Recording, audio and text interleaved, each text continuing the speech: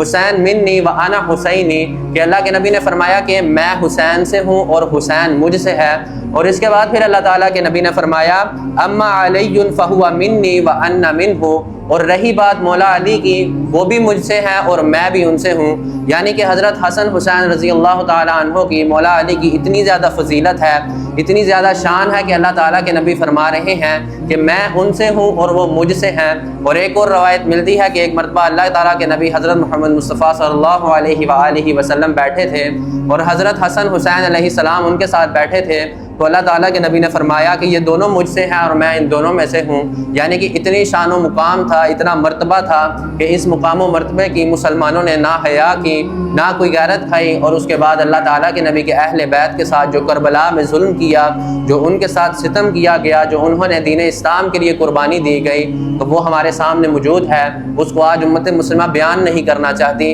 ان کا نام نہیں لینا چاہتی، جو قاتلین ہیں اہل بیت کے، جنہوں نے ظلم کیا اہل بیت کے ساتھ۔ کوششیں کرتے ہیں کہ کہیں نہ کہیں سے ان کو بچا لیا جائے، لیکن یہ نہیں بچا سکتے، کیونکہ وہ لوگ سامنے موجود ہیں، تاریخ کی کتابوں میں موجود ہیں، احادیث کی کتابوں میں موجود ہیں۔